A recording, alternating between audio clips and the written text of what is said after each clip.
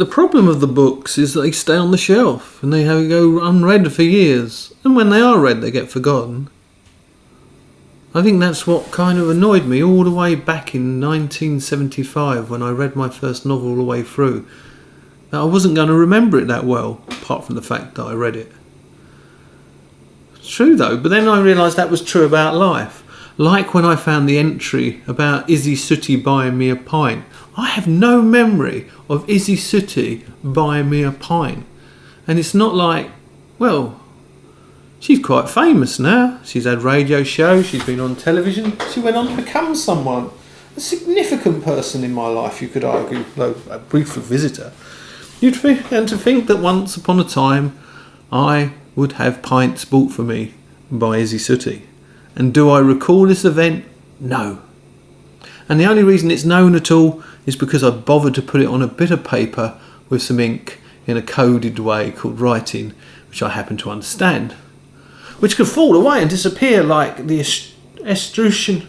I wonder if this is a terrible place to record because we've got that fucking fridge making its weird noises. Never mind, that's the reality of where I am. Etruscan language, or whatever it's called. I can't pronounce words properly. Etruscans, the people who live just north of Rome. We don't know what message. It's sad, isn't it? But that's the human way.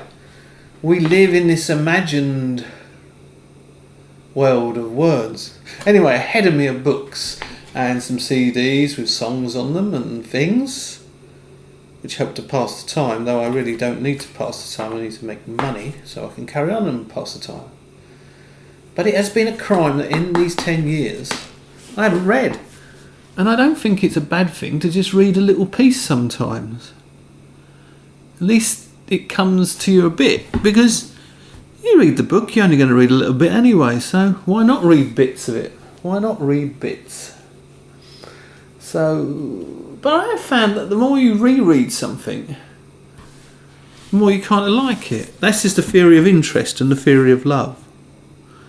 Whereas I've got to talk about the 4 ways, and because eventually I've got to write it down, but the more I talk about it, the more it comes. I know it's old, it goes back decades, but that's my life's work.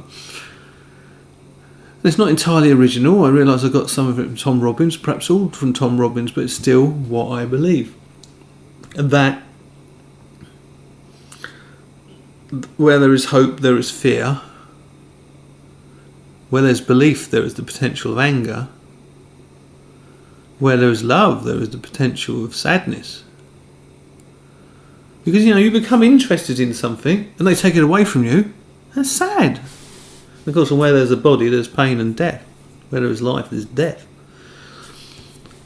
Physical reality leads on. And when it all disappears, is it gone forever? Do I never come back? Do I never get another